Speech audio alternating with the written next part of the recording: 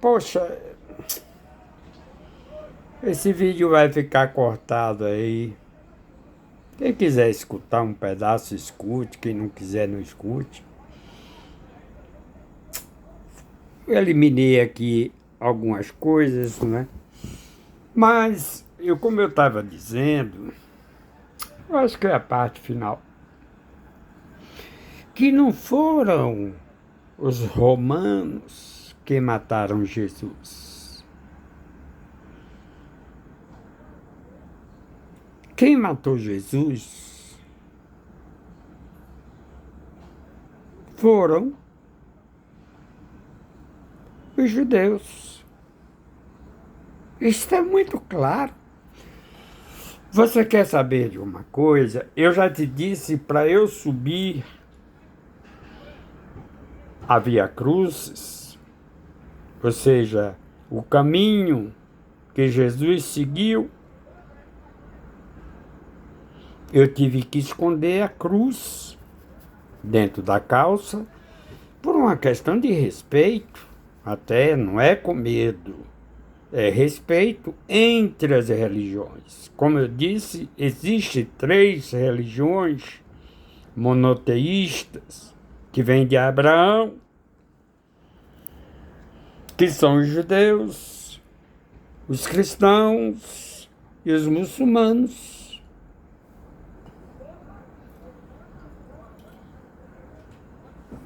Então, é simplesmente por um ato de respeito, como eles nos respeitam. Agora, não vá lá para o Muro de Jerusalém pregar o Novo Testamento. Você vai ser apanhado, você vai ser batido, você vai ser expulso.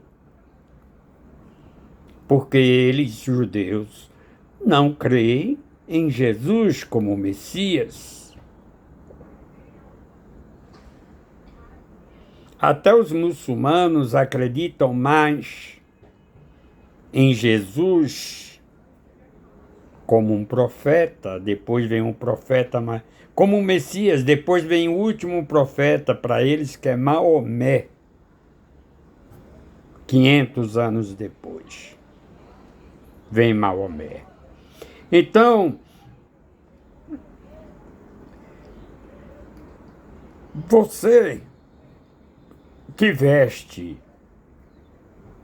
uma bandeira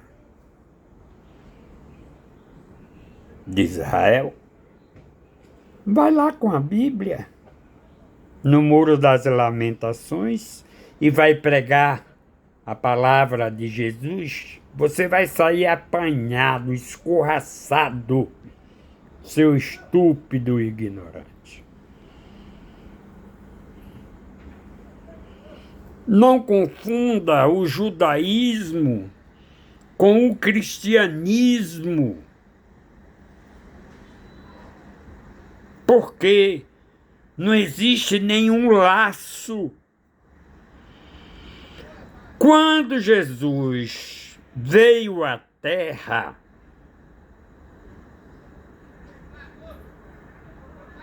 parou aí o Velho Testamento. Apesar de que no Velho Testamento existe Isaías, outros profetas que já previam a vinda do Messias, só que os judeus não aceitam que seja Jesus, porque para eles o Messias não deveria morrer. Para eles, o Messias que eles esperam não vai morrer. E muito pelo contrário, Jesus veio com esta finalidade de se sacrificar, de dar o seu sangue, a sua vida, para nos salvar. É uma questão simples de interpretação. Se você observar, teve hora que Jesus fraquejou no Horto das Oliveiras. Desculpa, esse vídeo vai ficar aí uns 3 vídeos aí. É porque meu celular tá super carregado, tava. Eu descarreguei alguma coisa aqui, mas vou ter que botar os 3 para um ir completando o outro. Quem quiser ouvir, ouça. Quem tiver ouvidos para ouvir, que ouça. Quem tiver olhos para ver, que veja, dizia Jesus. Então, teve um momento que Jesus fraquejou. Por quê? Porque ele se fez carne, ele se fez homem, ele se fez nosso irmão, ele abdicou da sua divindade. Não adiantaria nada ele vir como divino, como um Deus. Ele se dizia filho de Deus, mas não como Deus. Para se fazer irmão nosso, para sofrer como nós sofremos, para passar o que nós passamos. Ele veio para isto. Quando é na véspera da sua prisão e morte, ele está rezando em Getsemane, que é um jardim, como disse, eu estive lá, e ele está rezando angustiado, está suando sangue e pede ao Pai: Pai, se possível, afasta de mim este cálice. Eu acho interessante, fazendo aqui um parêntese, né? Chico Buarque e Gilberto Gil. Um pouco de política. Na música Cálice, minha mãe não gostava que eu cantava essa música, que eu cantasse essa música Cálice de Chico Buarque de Holanda, porque ela entendia literalmente como se fosse um pecado. Cálice, afasta de mim, Pai, afasta de mim este cálice. Pai, afasta de mim este cálice de vinho tinto de sangue. Mas aquilo ali é cali hífen si. Era uma referência à ditadura. Burlaram, pegaram. Chico Buarque é um gênio, não é? Chico Buarque é um gênio. Um dos meus ídolos. Gilberto Gil também. Mas Chico não tem comparação. Então esse cálice de Chico Buarque referia-se e a censura comeu. A censura deixou passar. Cálice. Cali, hífen, si. Cálice. Mas como se fosse cálice de Cristo, o vinho tinto de sangue. Bom, mas aí Jesus fragmentado, prevendo o sofrimento, a humilhação que lhe haveria de passar, ele pede ao Pai, se possível, afastar-se dele aquele cálice. Cálice aqui agora é o sacrifício, é o sangue derramado que lhe haveria de derramar e sofrer. Mas ele volta e diz: mas se é da tua vontade, que seja feita a tua vontade. E nessa noite, os apóstolos cortados, sim, não sabiam de nada. Estavam dormindo na boa lá. Eu acho que Jesus, por 2 ou 3 vezes, foi a eles. Poxa, eu estou aqui sofrendo, amargurado, e vocês aí dormindo. Mas os apóstolos não faziam ideia do que estava por vir.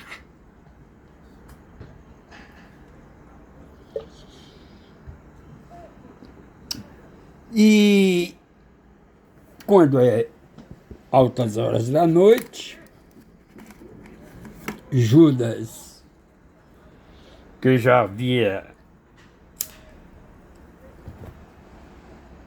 combinado com os fariseus, os judeus, Caifás e outros doutores da lei, já havia por 30 moedas, já havia combinado tudo de quem entregaria Jesus. Agora, tem uma curiosidade nessa história. Tem uma curiosidade nessa história que é a seguinte. Judas era o tesoureiro do grupo. Judas era o tesoureiro. Então dizem, já vi comentários sobre isso, que Jesus praticamente pediu a Judas para que Judas o traísse, para que Judas o entregasse. Não estou dizendo que é a verdade. Especulação. Porque diz que Judas era muito amigo de Jesus. E Jesus confiava tanto nele que pediu isso para ele. Mas depois ele vem o arrependimento, né? E se enforca. Mas especulação. Agora, que Judas era um ambicioso, existe passagens que relatam isso. Tipo, como ele era tesoureiro, era aquele que angariava os dinheiros, que tomava conta do dinheiro do grupo, né? Porque Jesus vivia de doações. As mulheres, sobretudo, as mulheres contribuíam muito com Jesus. Mas Jesus era convidado por ricos, né? Entrava na casa de pobres, na casa de ricos. Jesus não fazia diferença nenhuma com relação a essa questão social. Mas quando ele era convidado, por exemplo, por Zaqueu, acho que Zaqueu, que subiu numa árvore porque era tão pequenininho e Jesus vinha tão arrodeado de gente que ele não conseguia ver Jesus direito. E Zaqueu era um homem rico, subiu num pé de árvore e ficou esperando Jesus passar para ele ver Jesus. Era um agiota, muito rico. Normalmente agiota é rico, né? Vejam os donos da Faria Lima. São ricos, agiotas. E Jesus passando debaixo da árvore, olha para cima e vê Zaqueu. Zaqueu, Jesus. Zaqueu, desce. Eu quero ceiar hoje na tua casa. Tudo isso para eu falar sobre Judas. E Zaqueu desce e leva Jesus com seus apóstolos para cear na casa dele.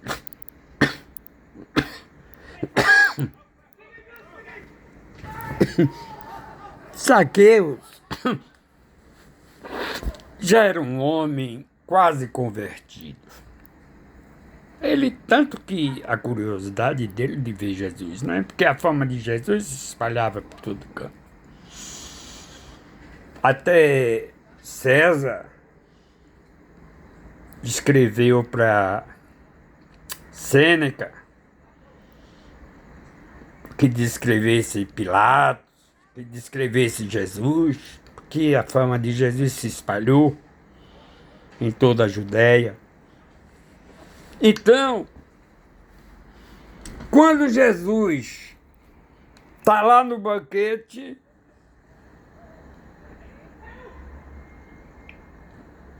aparece Madalena. Madalena já havia se convertido, né? Após aquele fato, que queriam apedrejá-la. E Jesus a livrou, porque era a lei de Moisés. A mulher que adulterasse, a mulher prostituta, deveria ser apedrejada. Vocês conhecem esse fato, né? E ela, claro, Jesus estava próximo e ela correu para Jesus. E todo mundo com pedra na mão para apedrejar Madalena. E Jesus simplesmente escrevendo lá no chão, como que nada queria, escrevendo. E todo mundo, Jesus já era conhecido, já tinha, seu nome já era bastante divulgado na Judéia. E começaram a questionar Jesus, porque Madalena correu aos pés de Jesus e Jesus não deu a mínima. Ficou na dele lá escrevendo no chão, lá, como quem nada sabia, como quem nada queria. E eles, né, com a lei judaica, as leis de Moisés,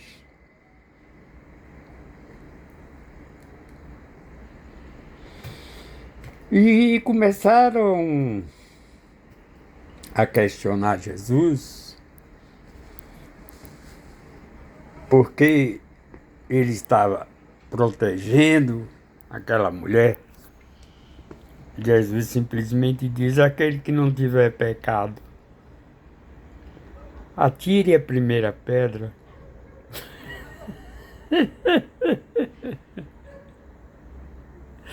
E foi cada um jogando sua pedra no chão, né? Jogando sua pedra no chão e saindo, jogando sua pedra e saiu. No final, Jesus pergunta a Madalena: cadê aqueles que te condenavam? Não sei, Senhor, saíram. Ele responde: se eles não te condenaram, eu também não te condeno. Vai e não tornes a pecar. Daí por diante, Maria Madalena virou uma seguidora de Jesus. Tem fatos que falam, umas coisas que eu não vou falar aqui, para não dar asa, mas falam sobre Jesus e Madalena. Que é uma coisa, falando nisso, eu citei Spinoza num vídeo anterior, passado, mas hoje eu tenho nojo de ler Spinoza. Tenho nojo. Não leio nada mais sobre Spinoza. só para deixar bem claro, eu citei, mas eu tenho nojo de Spinoza. Então, voltando ao banquete de Zaqueu, Madalena entra, depois dessa passagem, que ela já era convertida, e entra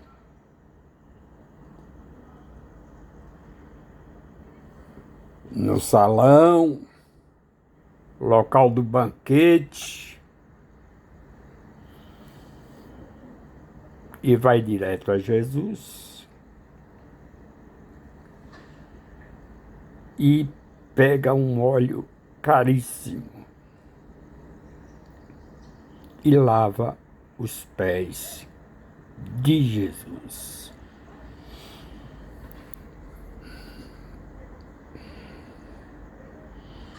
Lava os pés de Jesus com aquele óleo caríssimo, como se fosse um perfume hoje mais caro que você imaginar. E pega os seus cabelos e enxuga os pés de Jesus. Aí entra a ambição de Judas. Senhor, ela não poderia, em vez de gastar tanto dinheiro nesse perfume, não deveria dar para nós? Aí que eu digo que tinha uma certa ambição em Judas. E Jesus simplesmente diz: Judas, quando eu entrei nesta casa, eu não recebi nem o ósculo da paz. O ósculo da paz, no costume judaico, era você abraçar o seu convidado, dar um beijo num lado, dar um beijo no outro e dar um abraço. Esse é o ósculo da paz. E eu não recebi. Portanto, deixa ela em paz.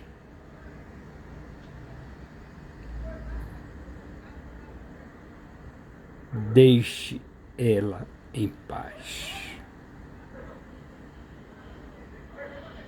Essa é a história, uma das histórias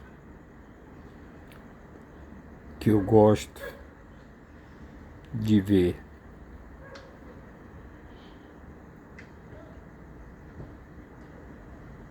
Nas palavras de Jesus.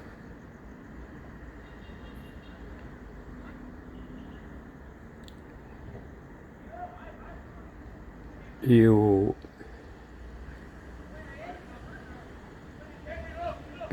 gostaria que essas pessoas pobres, humildes, simples, que vão a esses pastores, magnatas, donos do dinheiro, do poder,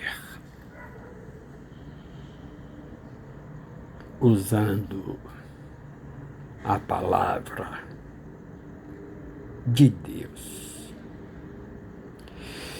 Eu nem digo que eles usem a palavra de Jesus. Não. Não usam. Eles usam a palavra de Deus justamente do Antigo Testamento para tomar dos pobres o que eles às vezes nem têm.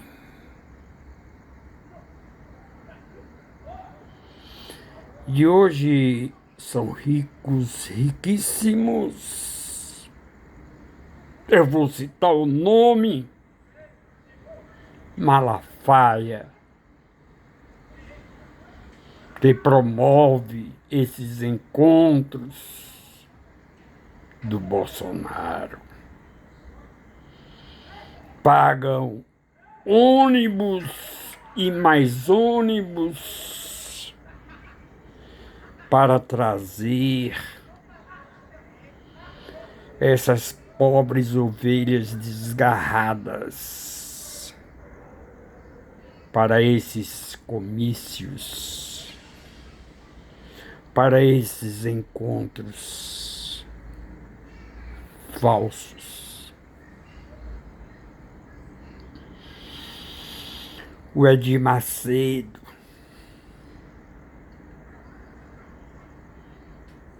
que tem bilhões de dinheiro, mas faz questão,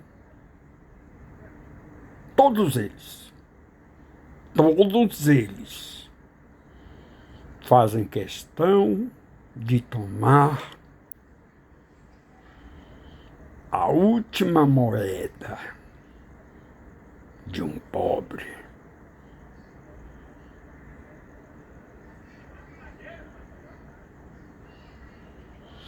O R.R. Soares, o Valdemir Santiago,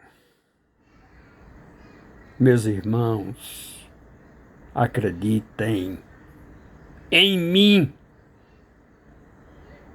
Eles não acreditam em Deus. Eles não acreditam em Jesus. Acreditem em mim, no que eu estou lhe dizendo. Ou se não, peça a luz do Espírito Santo, que está dentro de cada um de nós. Se você não quiser acreditar em mim, observe o comportamento dessas pessoas.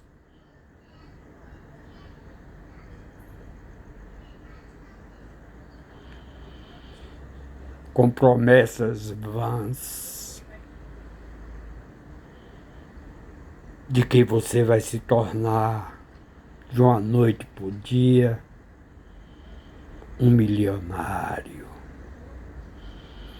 que você vai se tornar um empreendedor de sucesso, que você, doando a sua casa, você está garantindo um lugar no céu. Tudo falso, meus irmãos. É tudo falso. É tudo falso.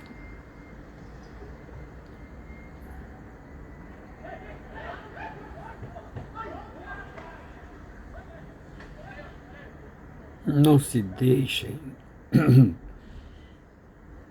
levar por essas mentiras.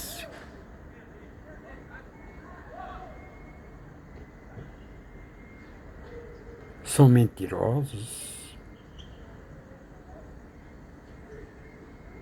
São lobos vestidos em peles de ovelha.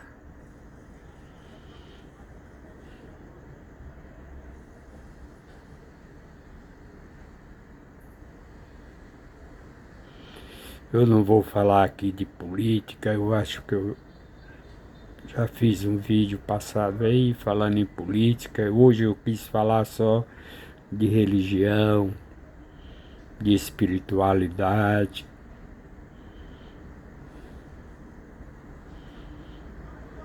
A minha intenção hoje é esta.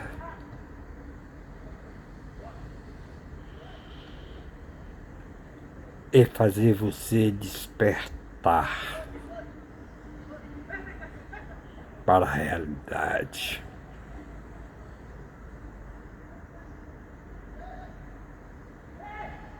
Para que você busque melhorar a sua espiritualidade.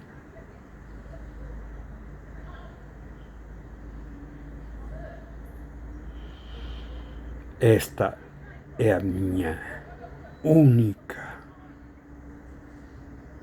intenção.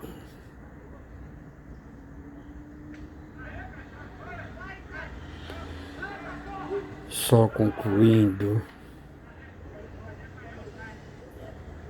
não se vista com bandeira de Israel.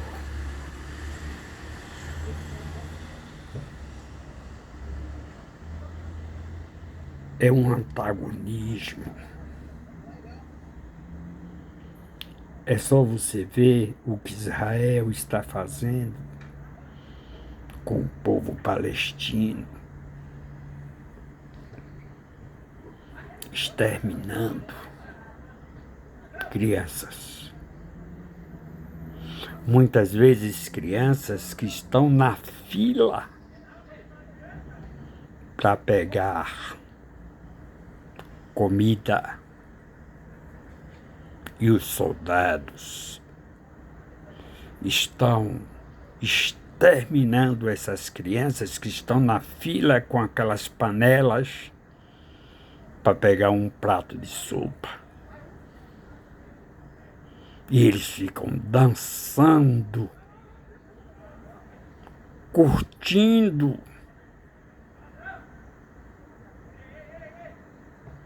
sorrindo, felizes, porque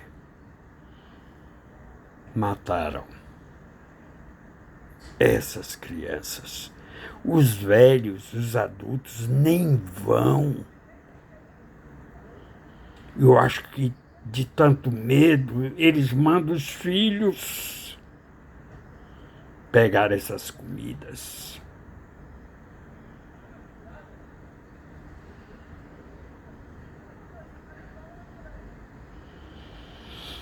E ainda assim, não respeitam as crianças.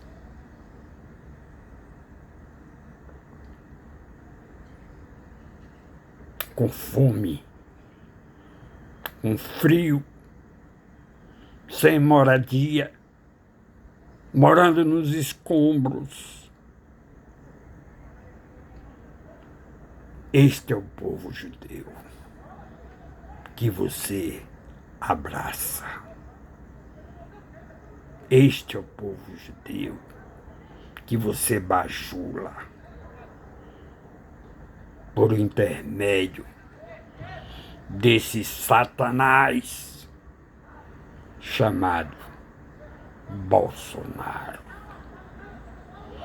Por outro Satanás nos Estados Unidos chamado Trump. São os deuses, são os mitos que Jesus certamente, se estivesse na terra, condenaria esses falsos profetas. Mas como eu disse para vocês, eles não acreditam que Deus existe. Entende? Olha, Ainda que eles não acreditassem que Deus existe, isso não seria o pior. O pior é que nós somos humanos, nós sabemos das nossas necessidades, nós sabemos que nós temos que ter dignidade para viver, o pão de cada dia, uma casa para morar, paz, sossego para viver a nossa vida. Não, eu não questiono se eles acreditam ou não em Deus, em Jesus Cristo, no que seja, mas só pelo fato de saberem que ali são pessoas humanas. Olha, tem que ter o inferno. Tem que ter o inferno para essas pessoas. Agora, eu tenho uma concepção diferente sobre o inferno. Sabe? Eu vou fazer uma comparação bem simples para você. Você gostaria de estar vivendo numa cadeia escura, fechada, ainda que comendo seu pratinho lá, de manhã, meio-dia, de noite, mas você não tem luz, você não tem liberdade de andar.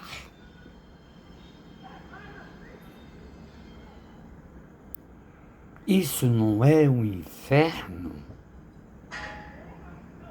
Você gostaria de estar num lugar assim, obscuro, torturado,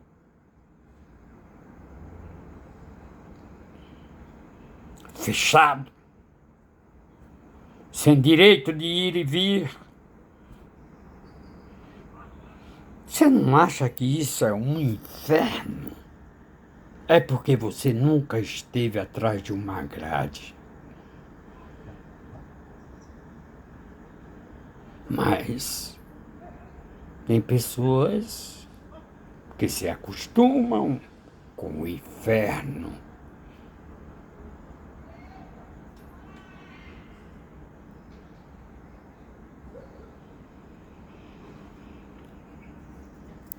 Eu acredito porque a física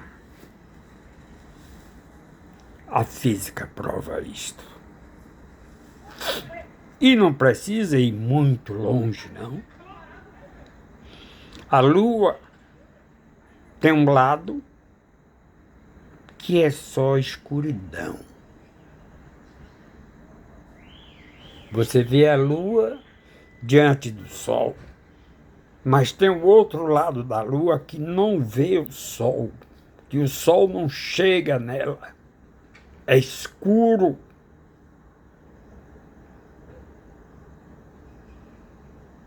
Para mim, eu assisti outro dia, até postei aqui,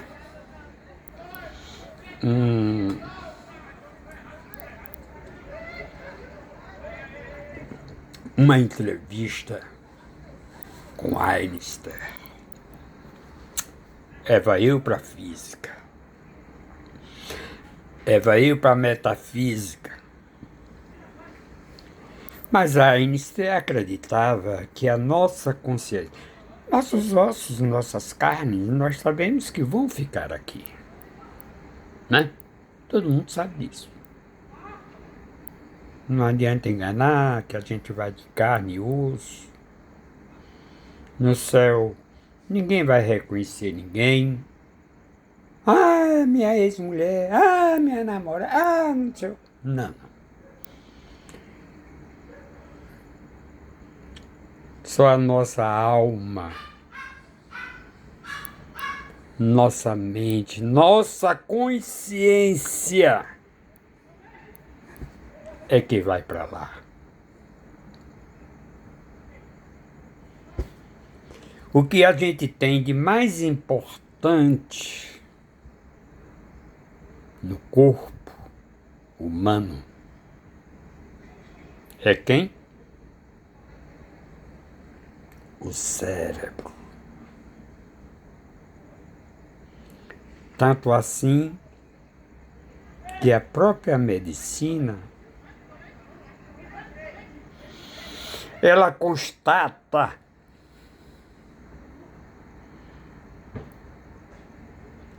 que você está morto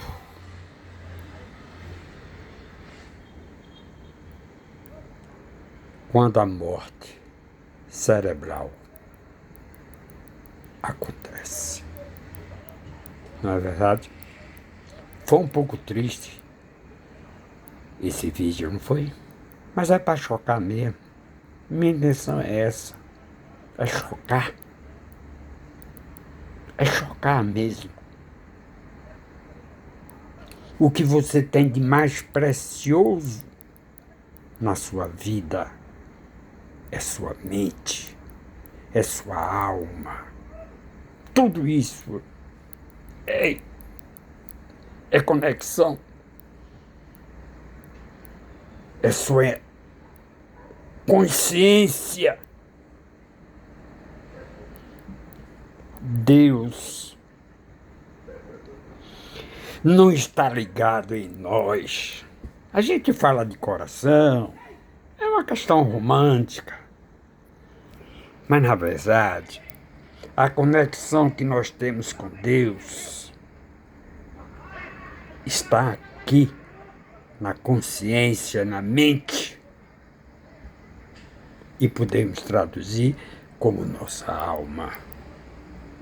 Não é no corpo. Você pode ter um corpo belíssimo, mas Deus pouco está se importando com o seu corpo. A relação do homem com Deus é a mente, é a consciência, é a alma.